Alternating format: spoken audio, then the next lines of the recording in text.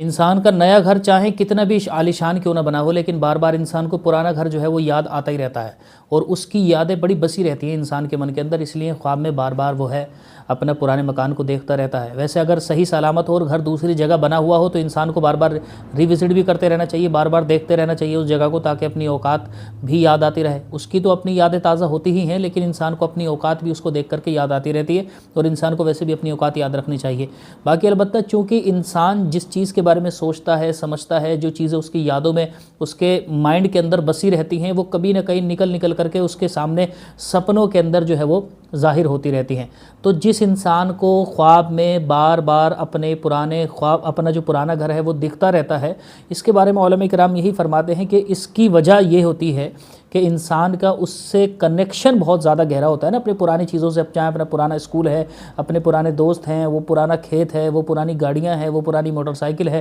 اور وہ جتنی بھی پرانی چیزیں ہیں، بلکہ ان کھیتوں کی طرف کو اگر انسان نکل جائے تو اچانک سے وہ بچپن میں اپنا ادھر کو آنا، چھوٹے میں اپنے باپ کے ساتھ، اپنی ماں کے ساتھ میں، وہ ساری چیزیں انسان کو یاد آ جاتی ہیں، وہ یاد آتی رہتی ہیں موقع بہ موقع، اور انسان جن حالات سے گزرا ہے اس کے سامنے اس طرح سے لوگ انہی حالات سے کچھ اور گزر رہے ہوتے ہیں، جو حرکتیں اس نے بچپن میں کی ہوتی ہیں وہی سب حرکتیں اس کے سامنے بھی بچے وغیرہ سے وہ سب کر رہے ہوتے ہیں۔ تو یہ سب کچھ چونکہ انسان کی زندگی میں ریپیٹ زیادہ ہوتا رہتا ہے، تو اس کو دیکھ کر کے انسان بار بار کسی نہ کسی طرح سے اپنے ماضی کے اندر پہنچتا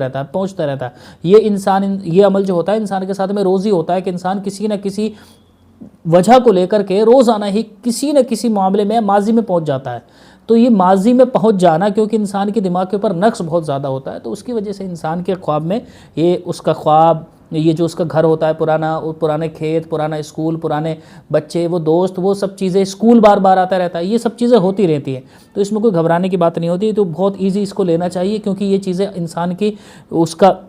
ریئیکشن ہے، جو اس کی یاد میں چیزیں بسی ہوئی ہیں، باقی اس کی کوئی خاص تعبیر جو ہے علماء کرام نے بیان نہیں کی ہے۔ اس کا ریزن یہ بیان کیا ہے کیونکہ یہ چیزیں مائنڈ پر چڑھی ہوتی ہے، تو اس میں گھبرانے کی کوئی بات نہیں ہوتی ہے۔ اللہ تبارک و تعالی ہم تمام مسلمان بھائیوں کو تمام آفات و بلیات سے محفوظ رہنے کی توفیق عطا فرمائے۔